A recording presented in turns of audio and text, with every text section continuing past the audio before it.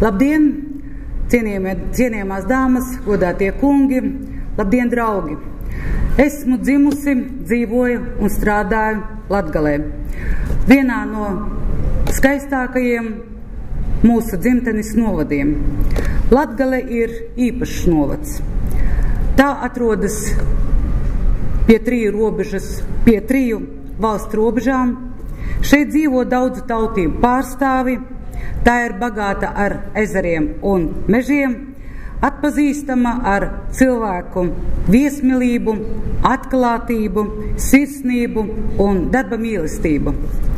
Par to, ka latgalieši ir visgodīgākie un centīgākie darba darītāji, Kurzemē, Vidzemē un Rīgā ir pārliecinājušies jau vairāku gadsimtu garumā. Bet šodien mēs dzīvojam 21. gadsimtā, un Latgale vairāk nevēlas samierināties ar kalpu novada likteni. 1990.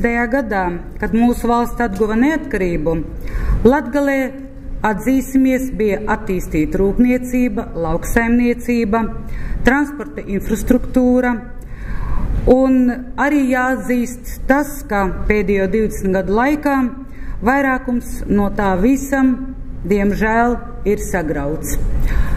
Joprojām Latgalē ir vislielākais bezdarba līmenis, joprojām latgalieši dzīvo, diemžēl, visnabadzīgāk, un, diemžēl, atkārtojos, pēdējo 20 gadu laikā Latgales iedzīvotāju skaits ir sarucis par 20%. Ja mēs neko nemainīsim, tad pēc 20 gadiem Latgale būs vislielākais Latvijas veco ļaužu pansionāts. Es to nevēlos. Lielākā daļa no mūsu valsts aizvadīto gadu vadītājiem pret šo Latvijai ļoti strateģisko reģionu attiecās, manuprāt, pēc pārpalikuma principam. Vienkārši sakot, pateicīgie latgalieši gan jau ar drupačiem no kungu galda būs pateicīgi. Atvainojiet, kolēģi, 20 gadu laikā arī mūsu starpā bija valsts arī vadītāji, un visus šos 20 gadus es strādāju pašvaldības struktūrās, un esmu pārliecināta, ka jūs šodien neapbiežosieties par maniem skarbiem vārdiem.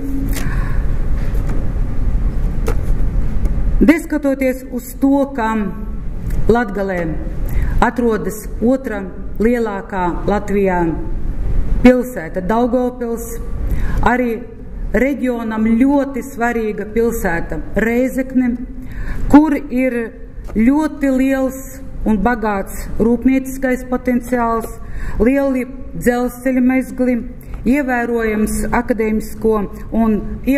akadēmiskā un zinātniskā bāze. Diemžēl mēs Latgales divas pilsētas esam otrajā galā no attīstības indeksa. Ik pēc 4 gadiem, lai iegūtu pārlieku uzticīgo latgaliešu balsis, pie mums ierodas ļoti daudzi, gan seni, gan jauni, smaidīgi latgaliešu draugi. Uzsit pa plecu, sasolam, paspiešu rokas līdz vēlēšanām. Pēc vēlēšanām šie laipnie un smaidīgie cilvēki pēkšņi pārvēršas par augstprātīgiem kungiem, un kuri domā par Latgales attīstību tikai pēdiņās. Diezgan vairāk mēs tā nevēlamies. Tamdēļ latgalieši un mūsu sarakstā ir tikai Latgales iedzīvotāji un darba darītāji. Vēlamies un gatavi strādāt parlamentā un lemt par mūsu valsti, par mūsu valsts un mūsu Latgales likteni.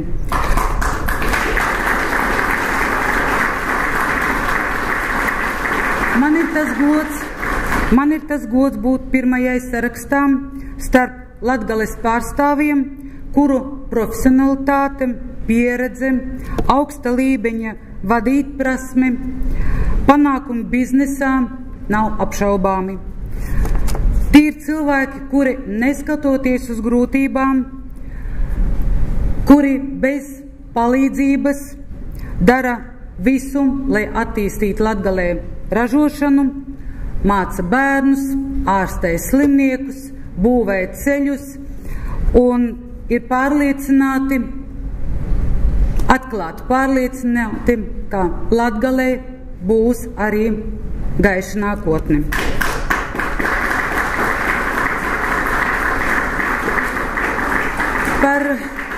Par atbalstu Latgalē runāja un runām ļoti bieži, un esmu pārliecināta, ka visās partijās, kuras startēs vēlēšanās, skan ļoti daudz glaimojošo vārdu.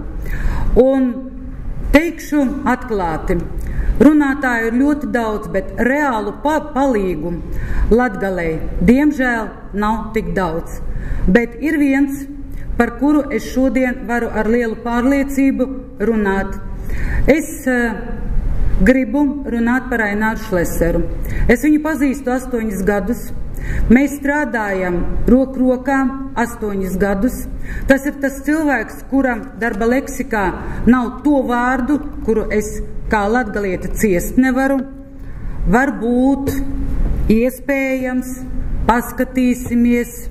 Viņš saka, jā, darīsim, vai nē, tas nav iespējams, bet tikai tad, ja tu nemācēji viņu pārliecināt un nemācēji pierādīt savu plānu realizēšanu. Ja Ainārs Šlesers ir rīcības cilvēks, ja tādi cilvēki vadīs mūsu valsti, esmu pārliecināta, ka beidzot Latvija uzsāks pienācīgi dzīvot. Mūsu Latgales saraksta vārdā es izvirsu Aināru Šleseru premjera amatam nākamajā valdībā. Paldies!